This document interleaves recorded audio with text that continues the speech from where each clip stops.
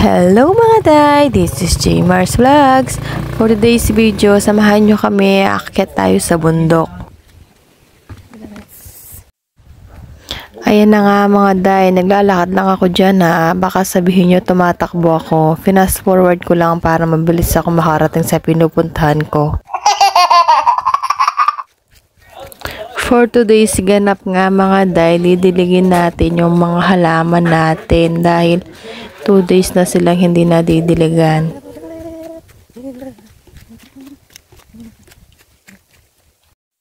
At ayan na nga mga day, nakarating na din ako sa lote.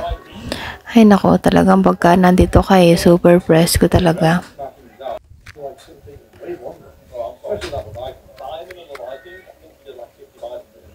Ayun yung mga didiligan natin for today's video mga inday. Marami pa din wallets dun sa bandang gilid. Madali lang yan. Flex ko lang pala yung saging namin. Malapit na siya mahinog. Tapos ito palang kasoy. Sobrang dami ng mga bulaklak. Ayan, siguro sobrang dami ng bunga niya neto. Ayan o, diba?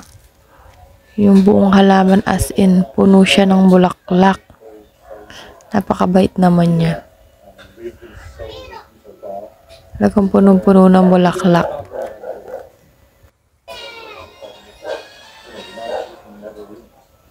Ayan.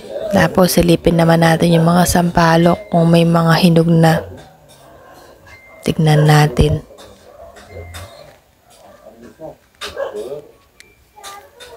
Maghahanap si Inday nyo ng hinog na sampalok. Yung mga sampalok dito ay matatamis. As in matamis.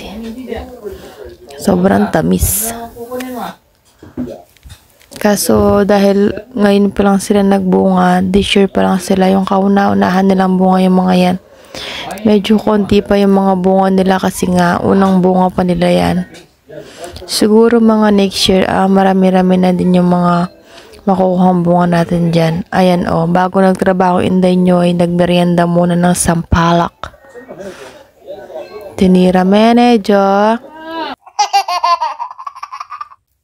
Flex ko lang yung mga kalamansi namin. Matataba na sila. Pwede na rin silang pitasin.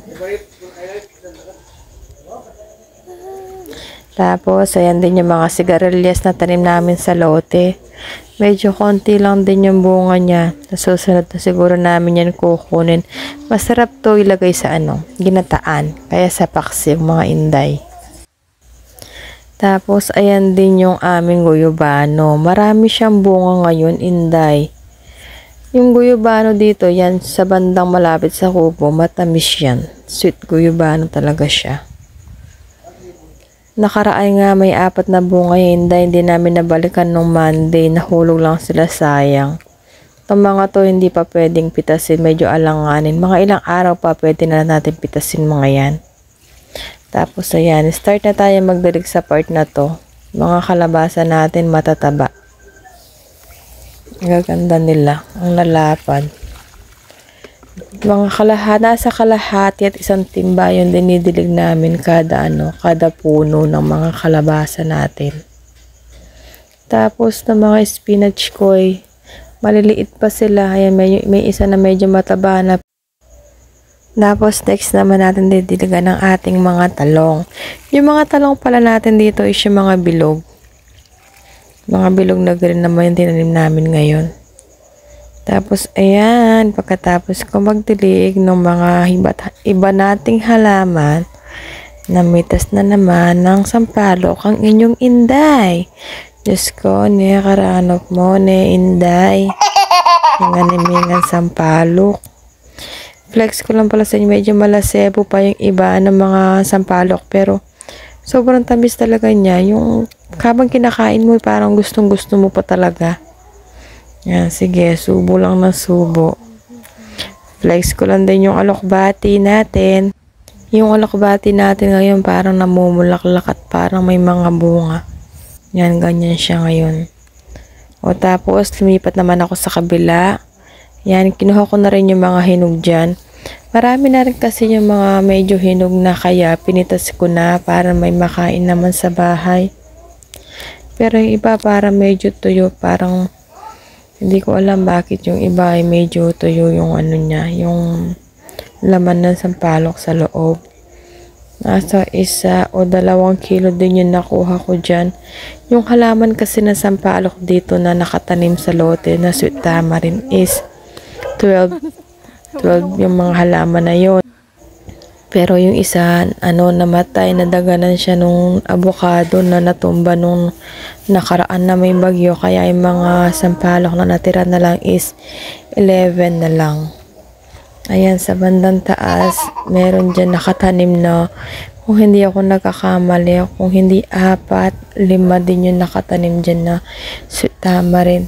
Tapos yung mga bayabas pala natin, pag namumunga sila, marami silang bunga yung, tapos malalaki din yung bunga nila. Tapos sobrang baba din ng halaman. Yung mga halaman dyan is, parang, anong tawag yun, hindi mo na kailangan umakyat. Yung sobrang baba talaga niya. Ayan, nagpitas-pitas na rin ako dyan sa part na yan. Doon nga sa kabila, hindi ko na nabidyohan dahil wala akong kasama dyan na magbibidyo. Umakyat pa ako dyan at kinuha ko yung mga hinog na sampalok ko dun sa may kabila, sa katabi niyan. Inakyatan ko talaga. Marami kasing hinog sa bandang taas, sayang naman. Tsaka medyo mababa lang naman yan. Kaya umakyat ako sa may bandang taas. Tapos, ayan lang yung mga nakuha ko. Nasa 1 at 2 kilo ata yung mga yan. Nakakuha din tayo ng mga gulay. Ayan. Mga iba't ibang klaseng dahon. Masarap din sa mga sabaw-sabaw. Ayan. May makakain na tayong sampalok.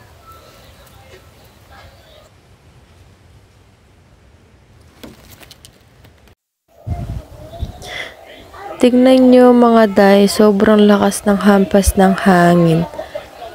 Napaka-presko talaga. Diyan ka nakatirain ako. Hindi ka kasi pwede tumira dito mga day, bukod sa, malayo na. Wala pang kuryente. Pero may tubig naman dyan. Pakinggan nyo yung hampas ng hangin, tsaka yung pagtulo ng tubig.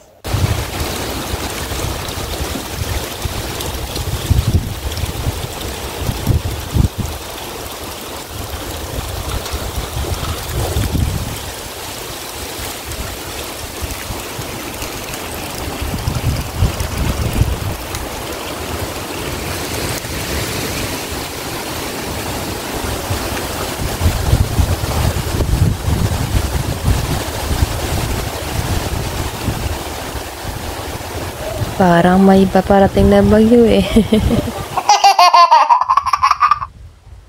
Sa part nga na to mga day, last video ko na to dahil pauwi na kami dyan. Nagpe-prepare na kami dyan para umuwi na. Tapos na namin nadiligan lahat ng mga halaman. At ayan na nga yung mga nakuha namin sa bundok at tayo uuwi na. Lalarga na tayo mga inday.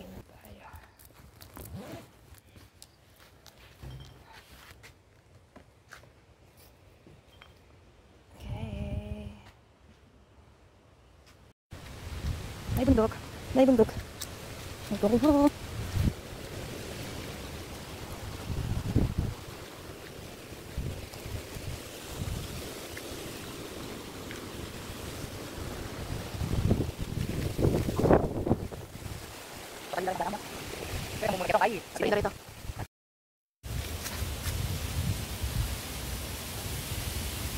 Literal na bundok talaga yan mga dahil tignan nyo naman yung mga halaman na malalaki dyan. Puro halaman na makikita mo at wala kang makikitang bahay. Napaka-greeny ng paligid. Wala kang ibang makikita kundi green, brown, mga dahon. Maraming ang tawag doon? Maraming damo. Napakatahimik at napaka-peaceful. Ayan pala yung motor namin mga day. Malapit lang namin nakapark yung motor namin sa may lote. Kasi na dati, hindi napapanik yung mga motor dyan. Pero ngayon napapanik na. Kaya konting lakaran na lang ang ginagawa namin. nasa mga 5 to 10 minutes lang na paglalakad, nandun ka na. Tapos, ayan. Uuwi na tayo, mga inday.